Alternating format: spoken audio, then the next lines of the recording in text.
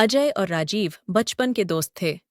उनकी दोस्ती इतनी गहरी थी कि शादी के बाद भी उनकी पत्नियां नीतू और प्रिया उनके साथ हंसी मजाक में शामिल हो जाती थीं। एक रात जब चारों साथ बैठे थे तो राजीव ने अचानक एक चौंकाने वाला सवाल किया। दोस्त, जिंदगी में हमेशा एक ही रास्ते पर चलने से मंजिल बोरिंग लगने लगती है। राजीव ने मुस्कुराते हुए कहा। अजय ने थोड़ा हैरानी से पूछा, क्या मतलब? तुम कहना क्या चाहते हो? राजीव ने एक गहरी सांस लेते हुए जवाब दिया। अगर एक रात के लिए हम अपने आम के बागानों की देखभाल बदल लें तो कैसा रहेगा? नीतू और प्रिया ने एक दूसरे को देखा। प्रिया ने चौंकते हुए कहा, राजीव जी, आप हमेशा अपनी गाजर के खेत की बातें करते हैं। अब ये नया आइडिया कहाँ से आया? राजीव ने शरारत भरी हंसी के साथ कहा, अरे, खेल नया है और यकीन मानो ये बोरिंग नहीं होगा। शराब के असर और माहौल की गर्माहट ने सबको सहमति के लिए राजी कर दिया। रात का अंधेरा घना हो चुका था। नीतू और अजय एक कमरे में चले गए, जबकि राजीव और प्रिया दूसरे। अजय ने नीतू से कहा, आपके आम का रस तो दूर से ही महक रहा है। नीतू ने शरारत भरी मुस्कान के साथ जवाब दिया, आम का मजा तभी आता है जब उसे ध्यान से चखा जाए।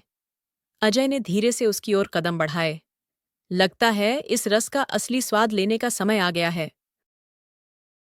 दूसरी ओर राजीव ने प्रिया के गालों को छूते हुए कहा, तुम्हारी खाल तो मक्खन जैसी नरम है।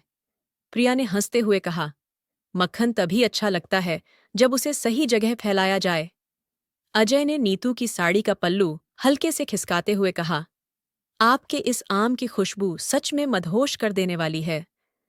नीतू ने हल्के से उसकी कलाई पकड़ते हुए कहा, आम को जल्दी जल्दी खाने से उसका स्वाद कम हो जाता है। धीरे धीरे चखिए। अजय ने उसकी बात मानते हुए कदम आगे बढ़ाए। दूसरी ओर राजीव ने प्रिया की कमर पर हाथ रखते हुए कहा, तुम्हारे इस गाजर के खेत की ताजगी मुझे खींच रही है। प्रिया ने मुस्कुराते हुए कहा, गाजर का मजा तब है जब वो सही तरीके से काटी जाए।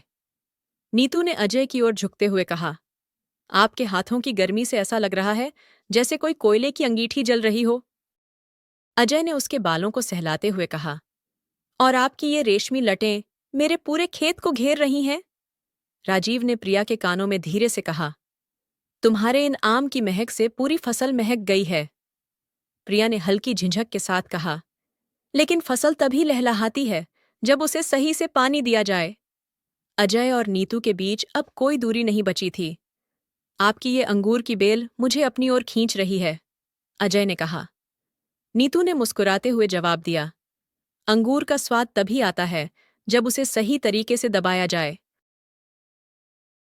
अजय ने उसके बालों को सहलाते हुए कहा, और आपकी ये रेशमी लटें मेरे पूरे खेत को घेर रही हैं। दूसरी ओर राजीव ने प्रिया से कहा, तुम्हारे इस गाजर के रस से तो मेरा पूरा बाग हरा भरा हो गया है।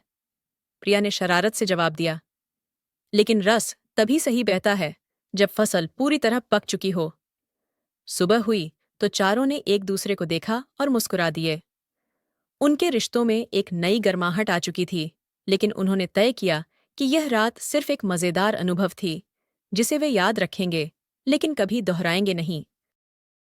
कहानी पूरी तरह कल्पनात्मक है और मनोरंजन के उद्देश्य से लिखी गई है।